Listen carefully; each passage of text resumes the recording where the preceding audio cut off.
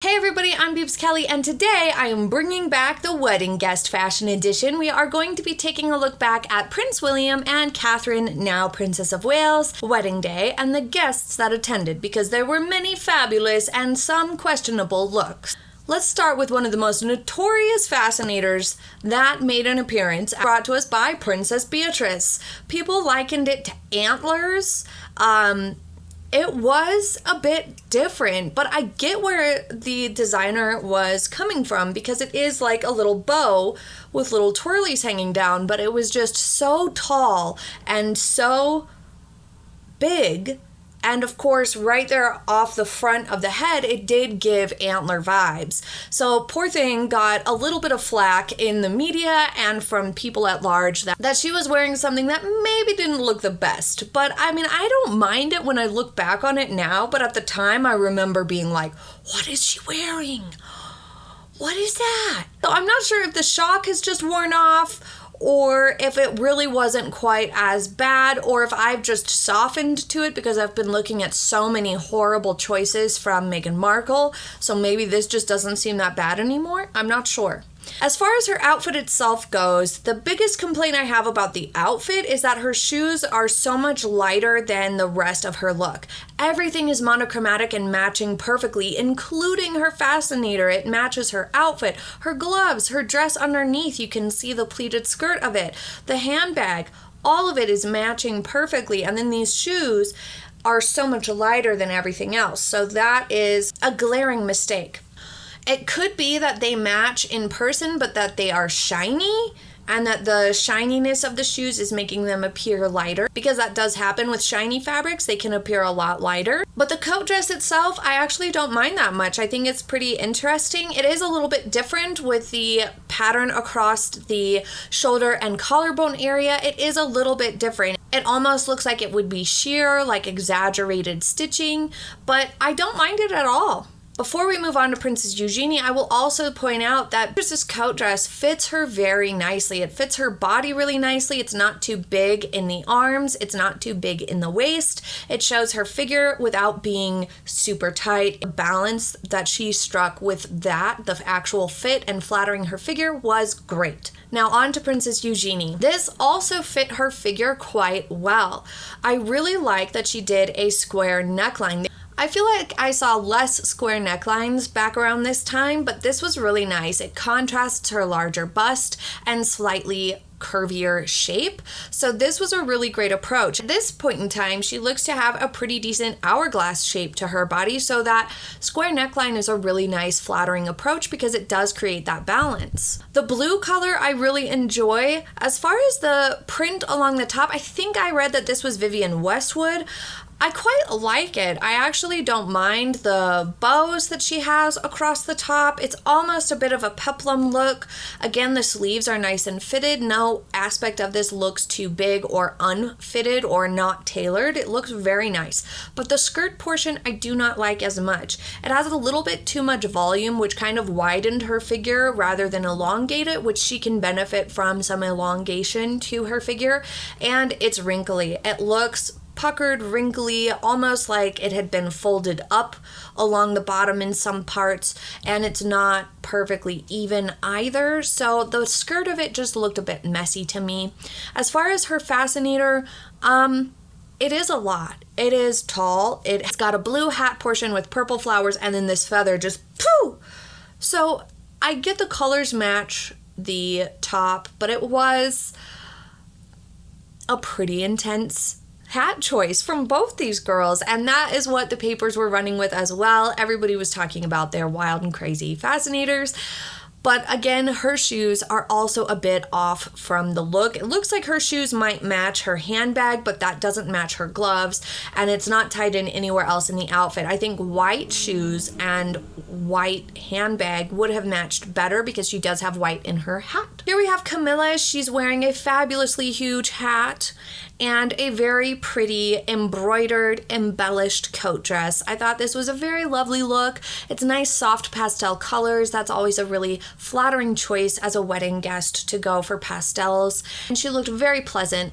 We have Carol Middleton. This baby or powder blue I think is a really flattering choice, especially for mother of the bride. I think that's a really nice classic option to go with. And when you have a special occasion like a wedding coming up, then if you kind of start off with a color that you think will look nice, it kind of helps you to narrow down a little bit better and focus more on the fit and the tailoring of pieces, because otherwise it can be just too many options to go from colors, design, and fit of everything all at once. So I think it's a nice approach to start by considering a nice flattering color to choose, narrow it down that way. This is always a nice choice for wedding days.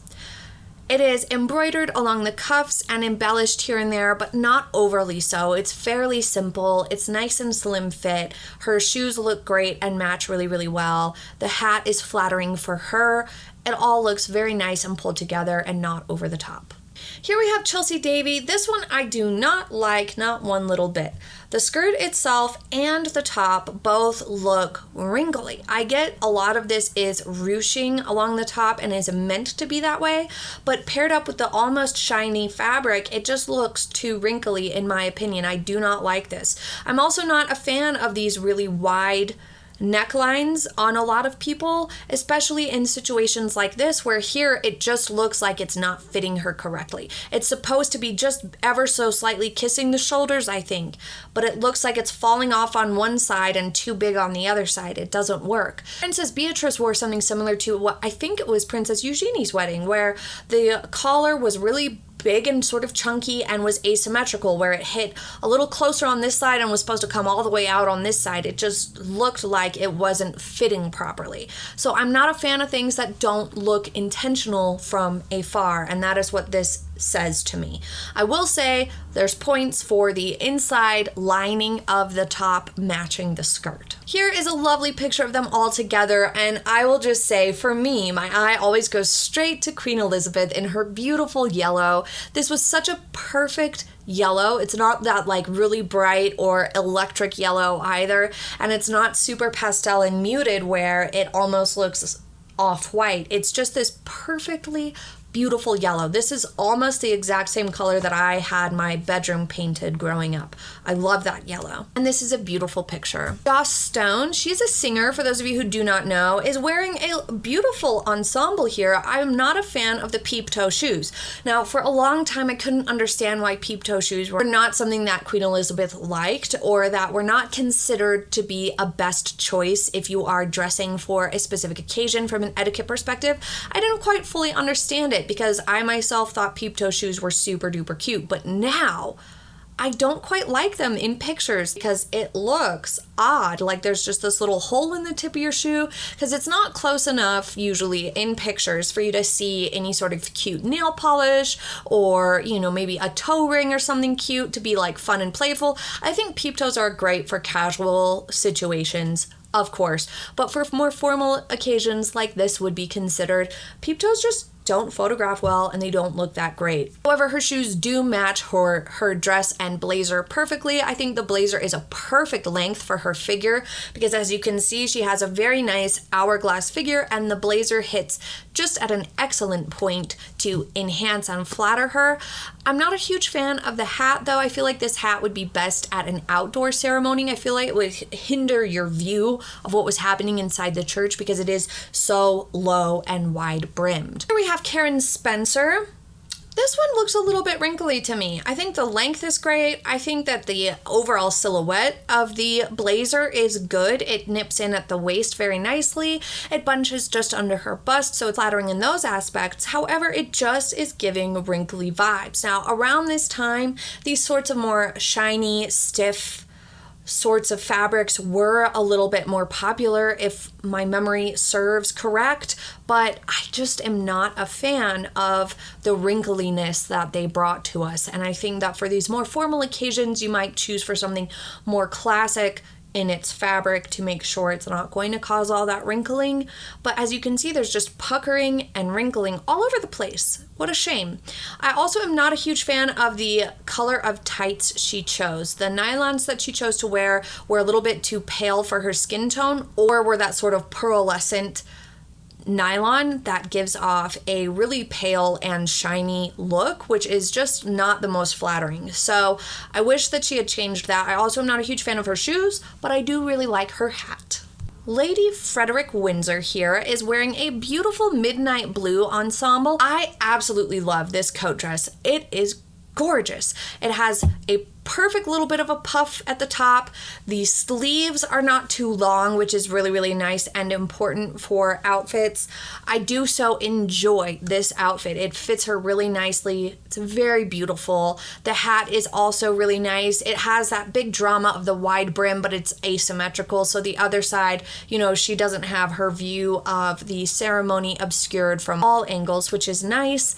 And the shoes match just enough. They might be a tiny bit lighter, but they also might be a more suede material, but still read midnight blue up close. So I wonder if midnight blue is the best choice for a wedding because it can be seen as like really dark navy or black from afar, but regardless, it just looks really nice. Lady Kitty Spencer, and there was a bit of a stir that this was not an appropriate choice for a church ceremony, and I would have to say I agree because paired up with the cleavage, it's also too tight and it's sleeveless. You would generally not expect to see at a church service because it's above the knee, very, very tight, shows cleavage, shows the arms. Typically, those are all guidelines asked for people to follow. And so doing all of them at once is a little aggressive. I think you can get away with bending on one or two of those so long as you have the other things. Like, for example, if you have some cleavage showing, but your arms are covered, it creates enough balance that it's not going to stir any drama or rock the boat too much or draw attention to yourself. Because if you are the one person who is out of place, then it looks odd and people will be like, why is she wearing that here? Did she forget about the dress code? Everyone else around you will be more covered or more modest than this. So you don't want to be the person standing out for the wrong reasons. You don't want to be the one who's not following the dress code and everybody's wondering why. This picture I just had to include because these girls look like just a lovely little pack of beautiful swans. This is such a precious picture. Samantha Cameron was wearing something that I thought was really pretty. The only thing I didn't like about it was the ruffling down the front of the shoulder seams. Otherwise, I quite liked it. It was a pretty color. There was some headline that said that she was wearing shoes that were sexier than they had seen on any wife of a prime minister ever before, which I thought was kind of a funny headline to see because they weren't particularly sexy shoes. This is Miriam Gonzalez, and this is probably the worst dressed guest that I saw. First off, you can see a panty line. You don't want that ever. That is a bad choice, if you can avoid it at least. It also looks like she's not wearing the most supportive bra here or the best undergarments. It's just unfortunate because once you have a panty line showing, then people will look closer to see what else is standing out here or going wrong with this outfit. So all the more motivation to avoid panty lines in the first place because you'll just start drawing more and more attention and scrutiny in to what exactly you are missing in your undergarments or not getting right with your fit in other ways. So this has a sort of mesh polka dotted overlay to a silvery dress, and it just is not looking good. This just looks extremely messy. Across the front, it almost looks like she got tangled up in some sort of a fishing net, and it's also not a great choice for a wedding either. Plus, her hat ties into absolutely nothing. There's no other red in her dress or her shoes or her handbag or anywhere.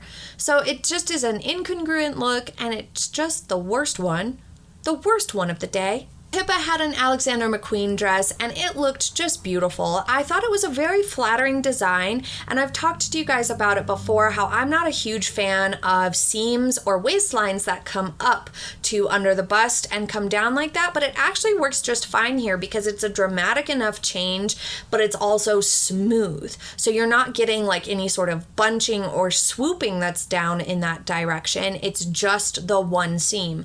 I thought this dress looked absolutely beautiful. It looked absolutely comfortable. I was a little puzzled when I first saw it why there was so much room in her sleeve, but it doesn't bother me overall. I do think it would look a little bit nicer if they weren't sort of almost like little bells hanging off of her shoulders. Princess Anne in a look that only Princess Anne could pull off. I will say, for her, I don't mind this. I really don't. But for literally anyone else, I would probably hate it. The purple underneath is just fine, and then it's accented throughout the entire look, so it's all tied together nicely. But the coat dress reminds me a little bit of the dress that Zara Phillips wore to Ascot this year that I said looked a little bit like a couch, perhaps. It's just a print that I'm not a huge fan of, and the structure of it, while it works for Anne, would not work for everyone. Classic Princess Anne silhouette, so she can really rock it, and you can tell it's something she's comfortable with wearing, is these sorts of looks, so I think it's just fine, but it would not work for everybody. Princess Charlene of Monaco looked absolutely lovely. This is almost a slate blue, a really pale blue here. I think that the neckline might be just a little bit wide, a little bit big, because it's also standing up.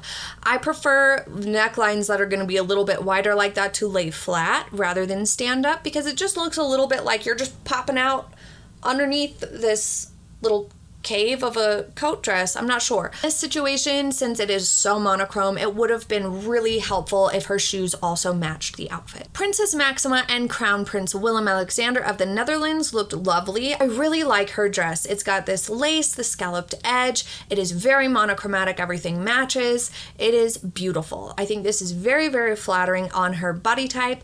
It is very beautiful in general. Was Queen Sofia of Spain. This is another one of those shinier fabrics that we were talking about that I'm not a huge fan of because they don't photograph as nicely. They show a lot more puckering and pulling.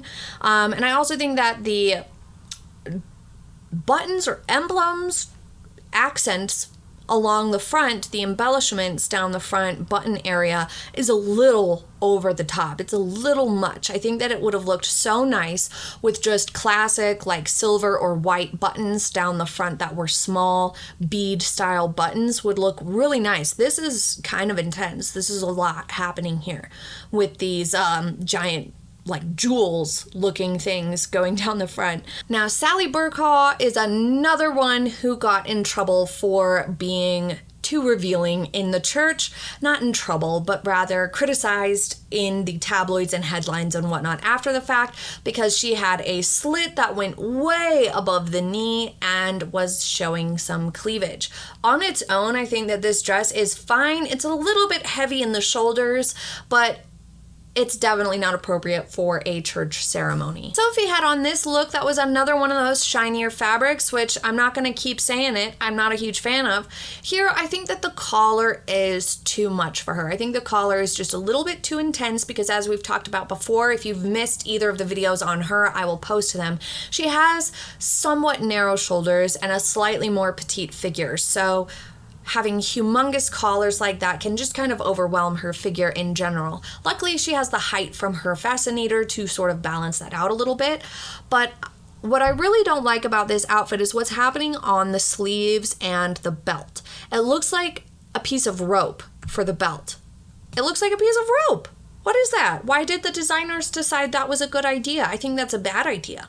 And the embellishments on the sleeves, while lovely, just made it look like there was too much weight. They just looked a little heavy and a little loose. Sarah Palmer Tompkinson in blue with her sister, I think these are just okay. I really like this blue color, and I think that her fascinator, her gloves, her clutch, her shoes, it all matches so perfectly. So this monochromatic look is very nice. It's well done, but across the shoulders and whatnot there, I think it might be not the best choice for the venue because it is showing a lot of shoulder for the church and it's just giving me a little bit more evening vibes. As for her sister, this hat is so intense, doesn't really go with the shawl that she's wearing. I think that those two are sort of clashing and battling, paired up with the sheath dress underneath. So I think if she would have just had either the shawl or the hat match her outfit, her dress, a little bit better, it would have been perfect. But some of these people attending, you wouldn't expect them to go out and hire a stylist for just this day. So not everybody is going to be able to put together impeccable, perfect outfits. And so I just want to clarify, at Meghan Markle's wedding, I was talking about how these celebrities,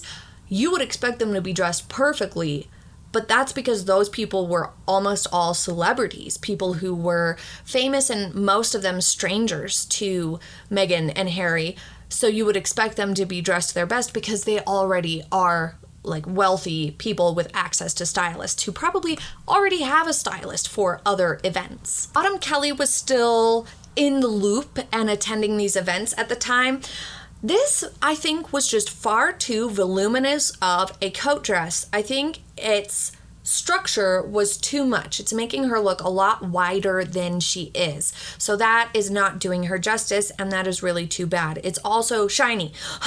So much shine. Zara Phillips also in something shiny and gray. Gray must have been a big color for this year because so many of these gals were wearing shiny gray outfits or like silver. It's so strange. Looking back at it, it seems like a really bad idea, and I wonder why we tried to make that a thing at the time. Zara Phillips' outfit here, I'm not a huge fan of. I really like her hat. It's very interesting, it's very fun, but the waistline on this coat dress is too high. It is like Empire, and it has this huge bow at the back, and it's so stiff and so shiny that it's just drowning out her figure. And we know Zara Phillips has a pretty nice figure, so this is just not doing her any justice. It's just kind of making her look blocky and wide because it's just sort of hanging there stiffly, creating a wider shape than she needs. So I'm not a fan of her dress overall and her look overall on this day. What was your favorite look and what was your worst dressed out of this style catalog from Catherine and William's wedding? I think it was their 12th wedding anniversary this year, so that is pretty amazing.